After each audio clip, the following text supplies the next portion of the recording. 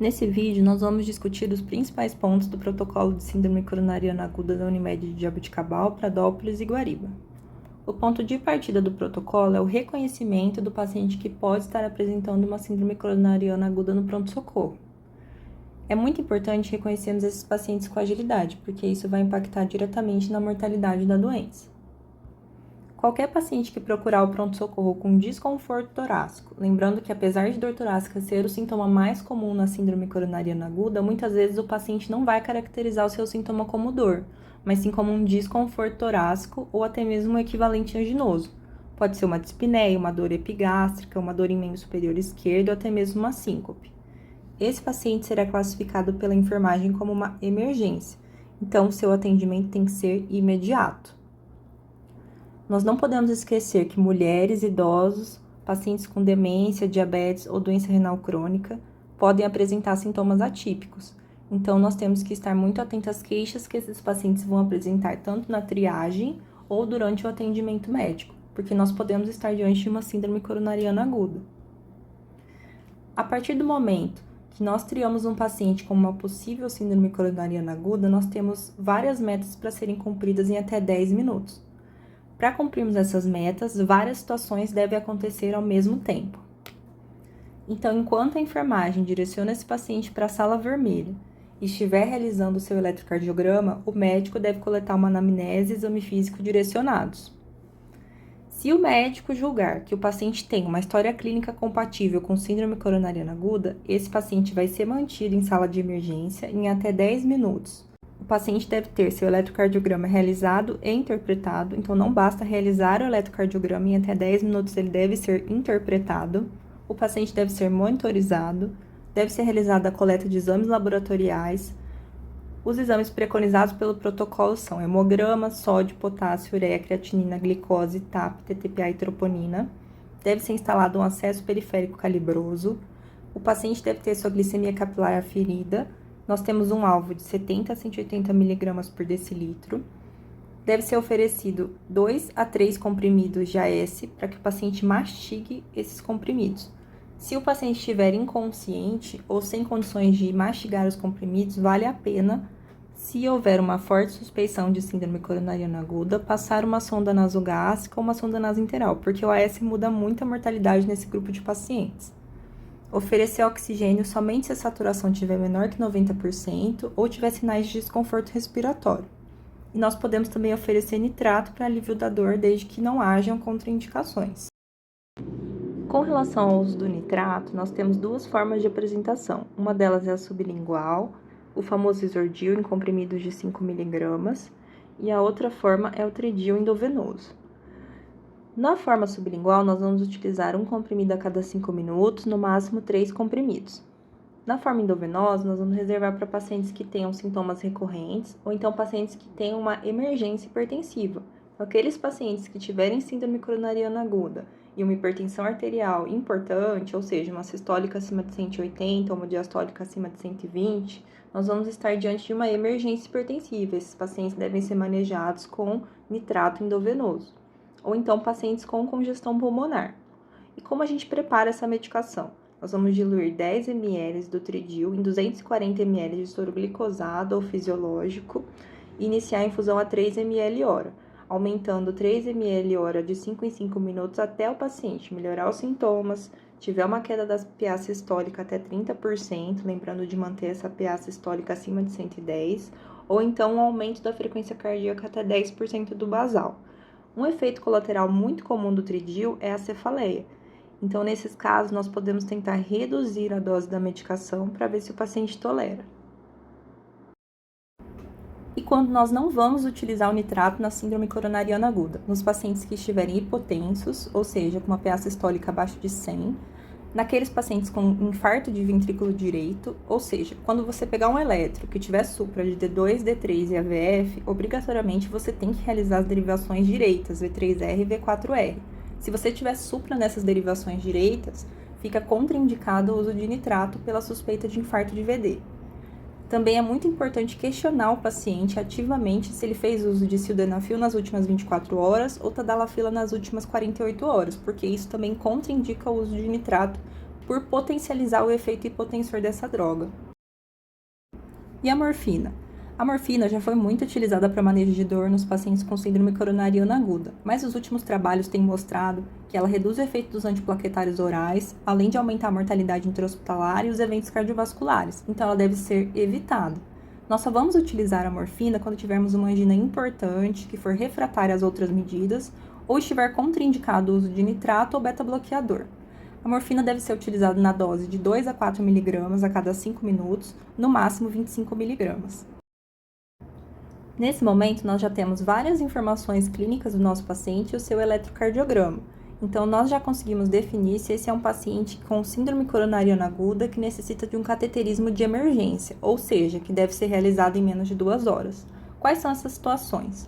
Um paciente com supra de ST no eletrocardiograma, instabilidade hemodinâmica ou choque cardiogênico, uma dor torácica refratária às medidas clínicas instituídas, arritmias malignas como TV, FV ou parada cardiorrespiratória, uma insuficiência cardíaca aguda, complicações mecânicas do infarto, alterações recorrentes do segmento ST-T com elevação intermitente de ST ou instabilidade elétrica. Todas essas situações configuram a necessidade de um cateterismo de emergência. A hemodinâmica tem que ser acionada imediatamente e o paciente tem que ser direcionado para o CTI o mais brevemente possível. Aqui nós temos um fluxograma que resume basicamente tudo o que foi apresentado até agora, desde a identificação na triagem de um paciente com queixas sugestivas de síndrome coronariana aguda, seu direcionamento para a sala de emergência e a realização em até 10 minutos de um eletrocardiograma, coleta de uma história clínica direcionada, podendo ser feita a suspeita de infarto. A partir de então, vão ser realizadas as medidas iniciais preconizadas pelo protocolo. Nós também identificamos situações que exigem um cateterismo de emergência. Percebam que no caso do infarto com supra, apesar de preconizada a coleta de troponina, não é necessário aguardar o resultado desse exame. Identificando um eletro com supra de ST, imediatamente devem ser realizadas todas as medidas preconizadas pelo protocolo para a síndrome coronariana aguda, principalmente o acionamento da hemodinâmica imediato. Agora, nós vamos estudar como deve ser nossa conduta frente a outras possíveis formas de apresentação da síndrome coronariana aguda. Mas antes, nós temos que discutir alguns aspectos da troponina na síndrome coronariana aguda. Existem 2 tipos de troponina, a convencional, medida em nanogramas por ml, ou a ultrassensível, que é mais moderna e vai permitir que a gente identifique mais precocemente e mais rapidamente os pacientes com síndrome coronariana aguda, porque ela vai identificar níveis menores de troponina no sangue, então ela vai ser medida em nanogramas por litro. No nosso serviço, nós utilizamos a troponina ultrassensível Vitros da Clinical Diagnostics. A partir da coleta, o resultado tem que estar disponível em até 60 minutos. Nós vamos considerar relevantes aumentos ou decréscimos maiores ou iguais a 20% comparativamente, ou seja, não vai ser só aquele paciente que está numa curva ascendente de troponina que vai ser considerado uma síndrome coronariana aguda. Pacientes cujos valores de troponina estejam caindo proporcionalmente numa curva maior ou igual a 20% também vão ser considerados como uma síndrome coronariana aguda. A troponina é ótima, ela vai identificar a lesão do miocárdio, mas ela não vai identificar qual é a sua etiologia. Ela pode ser uma síndrome coronariana aguda, mas também pode aumentar num ataque à arritmia, miocardite, sepse, embolia pulmonar. E uma causa muito comum de aumento de troponina é a insuficiência renal. Então, pacientes com doença renal crônica ou até uma etiologia mais aguda podem ter os níveis de troponina aumentados. Então, é muito importante a gente correlacionar o exame com a clínica.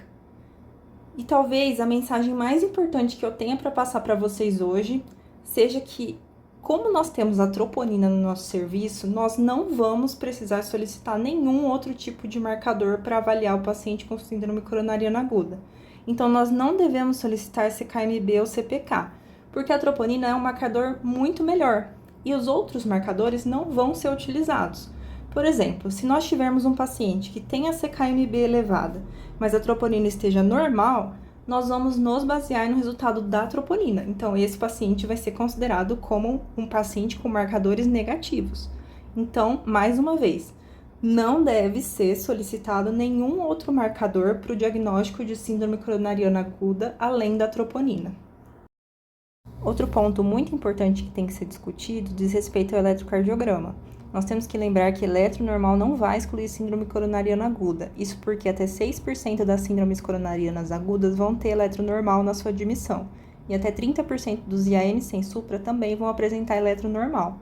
Ou seja, toda vez que nós estivermos diante de um paciente com eletro normal, nós temos que obrigatoriamente realizar as derivações direitas, V3R, V4R e posteriores, V7, V8 e V9, para a gente tentar flagrar algum evento eletrocardiográfico que sugira a síndrome coronariana aguda.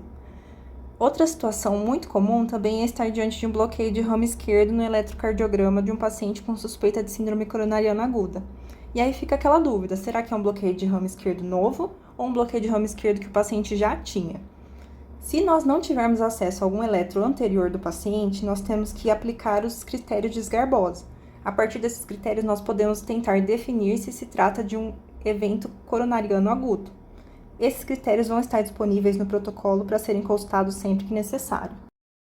Bem, agora nós vamos avaliar qual deve ser nossa conduta frente a algumas situações possíveis na síndrome coronariana aguda.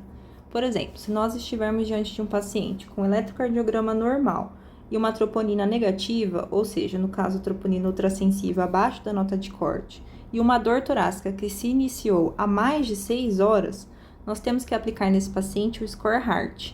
Esse score é excelente para ser utilizado no contexto da emergência porque ele tem um alto valor preditivo negativo. Ou seja, se o paciente tiver o score Hart negativo, a chance dele estar tendo uma síndrome coronariana aguda é muito baixa. Esse score leva em consideração a história, o eletro, a idade, os fatores de risco e a troponina do paciente. Cada item vai considerar uma pontuação. Por exemplo, se o seu paciente tiver mais do que 65 anos, ele vai ter 2 pontos somados.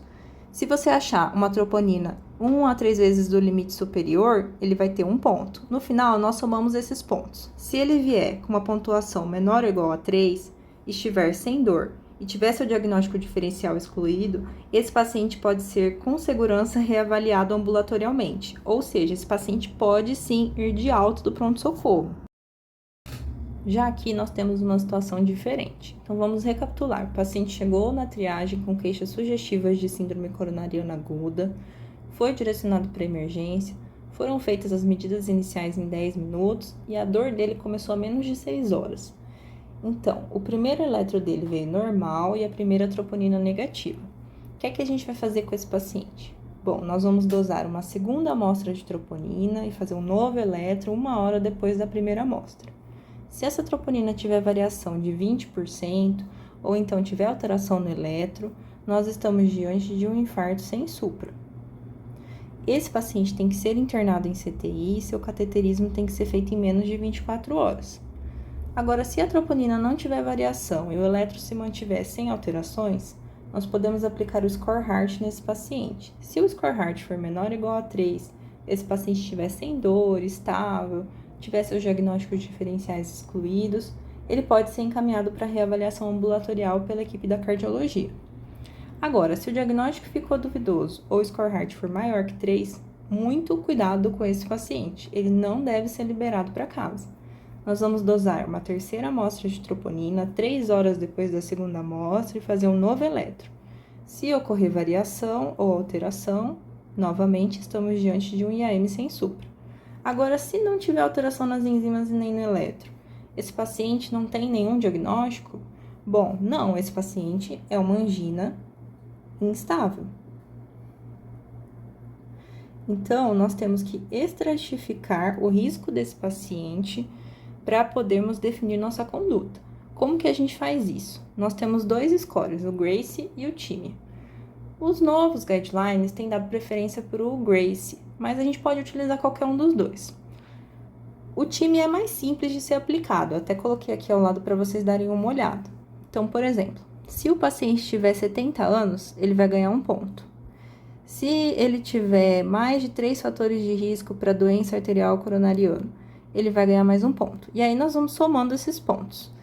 E a partir disso, nós vamos estratificar nosso paciente. Então, por exemplo, se eu tiver um paciente com um TIMI de 1, ele é baixo risco. Nós podemos internar esse paciente na enfermaria e nós vamos observá-lo por 12 horas. Se ele mantiver clinicamente estável, sem instabilidade hemodinâmica, o eletro estiver normal, a troponina normal, nós podemos encaminhar esse paciente para reavaliação ambulatorial. Agora, se esse paciente tiver um risco moderado, ou seja, um time 3 a 4, um Grace de 109 a 140, nós devemos internar esse paciente no CTI e considerar fazer o seu cateterismo em menos de 72 horas. E agora, se esse paciente for alto risco, nós vamos lidar com ele da mesma forma como nós lidamos com o IAM sem supra. Nós vamos internar em CTI e o cateterismo tem que ser feito em menos de 24 horas. Agora, vamos supor que você recebesse um paciente renal crônico, diabético, com uma dor torácica que você ficou na dúvida, mas você acabou triando ele como uma possível síndrome coronariana aguda. Você fez lá as primeiras medidas e o eletro dele veio com uma inversão de onda T na parede inferior. Então, ele já não tem um eletro normal. Ou então, vamos supor que o eletro estivesse normal, mas a troponina veio um pouquinho acima da nota do corte. Será que essa troponina está alterada porque ele é renal crônico? Ou será que ele está tendo uma síndrome coronariana aguda mesmo? Bom, vamos seguir o fluxograma. Então, nesse paciente, a gente vai dosar uma segunda amostra de troponina e um novo eletro 1 hora depois. Se a gente tiver uma alteração na troponina acima de 20%, ou então uma alteração dinâmica do eletro, esse paciente tem um IAM sem supra de ST. Ele tem que ser internado em CTI e seu cateterismo tem que ser feito em menos de 24 horas. Agora, se nem o eletro nem a troponina sofrerem variação, esse paciente vai ganhar uma terceira amostra de troponina e um terceiro eletro 3 horas depois da segunda amostra. Essa é a diferença entre o fluxograma anterior e esse fluxograma. Esse tipo de paciente sempre vai ter uma terceira amostra de troponina e um terceiro eletro. E aí, se tiver uma variação, a gente interna esse paciente em CTI e faz o CAT em menos de 24 horas. Mas se não tiver variação, a gente pode aplicar o score heart nele, e se ele for um score menor ou igual a 3, a gente pode reavaliá-lo ambulatorialmente. Agora, se ficar um diagnóstico duvidoso ou o score heart for maior que 3, esse paciente pode ter uma angina instável.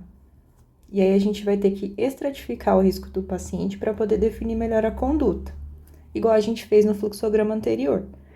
Então, basta estratificá-lo em alto, risco intermediário ou risco baixo para poder definir como que a gente vai lidar com esse paciente.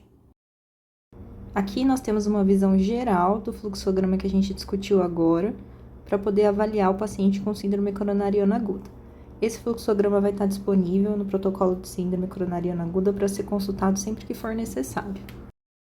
Outra questão muito importante que tem que ser discutida nesse protocolo é sobre o segundo antiplaquetário. Quando que a gente vai, de fato, fazer esse segundo antiplaquetário no nosso paciente? Bom, primeiro a gente tem que conhecer quais são os antiplaquetários disponíveis no Brasil. A gente tem o clopidogrel, que é a medicação mais antiga, de 75 mg, o Brilinta, que é o ticagrelor, na apresentação de 90 mg, e o prasugrel, que é o Efient, nas apresentações de 5 ou 10 mg. Então, se você tiver uma perspectiva de fazer um cateterismo em menos de 24 horas, você não vai fazer o segundo antiplaquetário, porque senão você vai atrasar a vida do doente. Se ele tiver uma anatomia coronariana favorável para a cirurgia de revascularização do miocárdio, você vai ter que esperar o efeito desse antiplaquetário passar, geralmente entre 5 a 7 dias, para poder operar o doente pelo risco de sangramento. Agora, se o cateterismo tiver perspectiva de ser realizado daqui mais de 24 horas, aí sim a gente vai fazer esse antiplaquetário. No nosso serviço, nós preconizamos o uso do ticagrelor na dose de 180 mg, ou seja, 2 comprimidos. Mas o uso do clopidogrel não tem que ser abandonado. Existem alguns pacientes que a gente ainda vai fazer essa medicação. Por exemplo, pacientes com alto ou muito alto risco de sangramento. No nosso protocolo, a gente tem um score para ser aplicado em todo paciente com síndrome coronariana aguda para saber qual que é o risco de sangramento dele. Os pacientes que já usarem anticoagulação, por exemplo, pacientes com FA, também vão ser candidatos ao uso do clopidogrel. Ou então, se você tiver com um paciente com IAM com supra, que você vai trombolizar. Nesse caso, a gente também vai fazer o clopidogrel ou quando o ticagrelor não estiver disponível. E o prasugrel? Bom, o prasugrel só vai ser feito pela equipe da hemodinâmica lá na sala quando a gente conhecer já a anatomia desse paciente. E lembrando que essa medicação é contraindicada nos pacientes que tiverem mais de 75 anos, menos de 60 quilos ou um histórico de AVC ou AIT. Então, você já pode ir perguntando essas questões para o seu paciente para poder ajudar o pessoal da hemodinâmica. Isso porque a posologia do prasugrel é muito mais fácil para o paciente do que a do ticagrelor. Depois, o paciente vai ter que ficar usando 2 comprimidos, um de 12 em 12, no caso do ticagrelor, e no caso do prasugrel seria só um comprimido por dia. Isso aumenta a adesão do paciente ao tratamento. Então, se a posologia do prasugrel é tão melhor que a do ticagrelor, por que a gente já não usa o prasugrel para todo mundo? Bom, porque não temos estudos ainda que definam qual seria o melhor antiplaquetário, o ticagrelor ou o prasugrel. O que a gente sabe é que essas duas medicações são superiores ao clopidogrel na síndrome coronariana aguda. No caso, se o paciente, então, for fazer um cateterismo daqui mais de 24 horas, a gente tenta usar o ticagrelor. Se ele tiver contraindicações, aí a gente vai usar o clopidogrel. Agora, se o cateterismo for ser feito daqui menos de 24 horas, a gente tem que pensar que esse paciente pode ser um candidato ao uso do prasugrel. Então, principalmente em pacientes diabéticos, vale a pena perguntar as contraindicações e informar para o hemodinamicista para que ele possa definir melhor qual a melhor medicação para aquele paciente. No caso dos pacientes que vão ser submetidos ao CAT e vão ter que usar o clopidogrel, a gente vai fazer na sala de emergência a dose de 300 mg. A dose de 600 vai ficar reservada para aqueles pacientes com baixo risco de sangramento, mas aí o hemodinamicista pode completar a dose de 300 já na sala de hemodinâmica.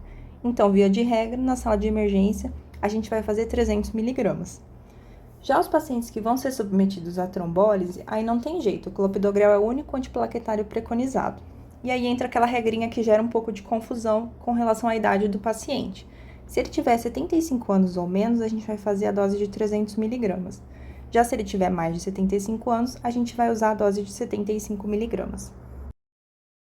No caso do beta-bloqueador, ele está sim preconizado para ser feito nas primeiras 24 horas na síndrome coronariana aguda, mas a gente não preconizou seu uso na sala de emergência porque a gente vai ter um tempo para observar se o paciente tem contraindicações ao uso do beta-bloqueador. Então, não é necessário fazer de imediato, a não ser que você esteja com um paciente que tem uma dor isquêmica persistente, ou então taquicárdico, que não seja aquela taquicardia compensatória, né, de um quadro de insuficiência cardíaca aguda. Aí sim você pode usar, no caso, a apresentação EV, que seria o metoprolol na dose de 5 mg, fazendo em 1 a 2 minutos, repetindo a cada 5 minutos essa dose, na dose máxima de 15 mg. O anticoagulante a gente vai fazer naqueles pacientes de risco intermediário ou alto com síndrome coronariana aguda, ou seja, aqueles com GRACE maior ou igual a 109 ou time maior ou igual a 3, dando preferência para enoxaparina subcutânea. A gente vai usar nos pacientes que tenham mais de 150 quilos, ou então criança menor que 15, a heparina não fracionada em bomba. Lembrando que tem todo um controle que tem que ser feito com TTPA, numa tabela que está lá no protocolo. Se o seu paciente tiver uma perspectiva de fazer o cateterismo em menos de 2 horas, ou seja, aqueles pacientes que vão fazer um cateterismo de emergência, não devemos fazer o anticoagulante. Ele vai ser feito pelo hemodinamicista lá na sala de hemodinâmica. A estatina tem que ser prescrita ainda na sala de emergência. Isso porque essa medicação não vai atuar diminuindo somente os níveis de colesterol. Ela tem múltiplos mecanismos que vão auxiliar o paciente com síndrome coronariana aguda. No nosso serviço, nós preconizamos o uso de atorvastatina na dose de 80 mg. Nós não devemos fazer anti-inflamatório não esteroidal no nosso paciente com síndrome coronariana aguda, porque essa medicação vai aumentar a chance de eventos cardiovasculares maiores. Além disso, devemos evitar o uso de ansiolíticos, mas para pacientes que estejam ansiosos, nós podemos lançar mão de benzodiazepínicos em doses baixas. Para pacientes que tenham risco aumentado de sangramento e estejam em uso de dupla antiagregação plaquetária, ou seja, AS e outro antiplaquetário, nós podemos utilizar inibidores de bomba de prótons. Mas atenção, não são todos os pacientes em uso de dupla antiagregação que irão utilizar os IBPs. No nosso protocolo, nós descrevemos os critérios para identificar os pacientes com risco aumentado de sangramento e que seriam, portanto, os candidatos à prescrição dos IBPs juntamente à dupla antiagregação plaquetária. Vamos dar preferência pelo uso do pantoprazol, porque os estudos sugerem que o omeprazol possa diminuir o efeito dos antiplaquetários. Aqui nós temos algumas situações que costumam gerar um pouquinho de confusão. Se você estiver diante de um IAM com supra, o tratamento preferencial para esse paciente é um cateterismo em até 90 minutos, mas nós temos uma meta de 60 minutos. Realizar o cateterismo do paciente com IAM com supra em até 60 minutos é critério de qualidade hospitalar. Se esse cateterismo for demorar mais do que 90 minutos, está indicada a trombólise desse paciente. Lembrando que a dor do paciente tem que ter menos de 12 horas, porque a trombólise é tempo dependente. Então, quanto mais tempo de dor o paciente tiver, menos eficiente vai ser a trombólise. O trombolítico de escolha no nosso serviço é a alteplase. Então, antes de iniciar o trombolítico, nós temos que rodar um eletro de 12 derivações, funcionar um acesso periférico exclusivo para infundir esse trombolítico, fazer um raio-x de tórax do paciente, principalmente visando excluir o diagnóstico de dissecção de aorta, porque a infusão de trombolítico nesses casos pode ser fatal, e avaliar extensivamente as contraindicações ao trombolítico. No nosso protocolo, nós temos uma tabela com todas as contraindicações que devem ser avaliadas antes de infundir essa medicação. Além disso, se o paciente tiver menos de 75 anos, nós temos que fazer 30 mg de enoxaparina endovenosa. Lembrando que, pelo protocolo, esse paciente já tem que estar monitorizado, e isso é muito importante para a gente observar a resposta hemodinâmica desses pacientes à infusão do trombolítico. Pode ocorrer hipotensão ou até mesmo arritmia de reperfusão durante a infusão. Aqui nós temos a ilustração de um ritmo idioventricular acelerado, que é uma arritmia de reperfusão que acontece nesses pacientes. Isso significa que o trombolítico está funcionando, e elas possuem um maior valor se acontecerem em até 1 hora depois do término da infusão do fibrinolítico. Depois que nós terminarmos de infundir o trombolítico, nós vamos fazer um eletro de 12 derivações. Nós vamos observar a derivação que tinha o maior supra e comparar com o eletro anterior. Se acontecer diminuição de mais de 50% nesse supra, o trombolítico foi eficiente, e esse paciente pode realizar o cateterismo em até 3 a 24 horas depois da fibrinólise. Caso contrário, está indicado o cateterismo imediato, ou seja, de emergência, para esse paciente. Então é isso, pessoal. Nós temos que lembrar da máxima da cardiologia na síndrome coronariana aguda. Tempo é músculo. Então, quanto mais tempo você demorar para instituir as medidas para o seu paciente com síndrome coronariana aguda, mais músculo cardíaco ele vai estar perdendo e você vai estar aumentando a morbimortalidade dele. Por isso é tão importante a gente ter segurança nas medidas que a gente vai estar fazendo para o nosso paciente. Através desse QR Code, você pode ter acesso integral ao protocolo que foi discutido aqui. Até a próxima!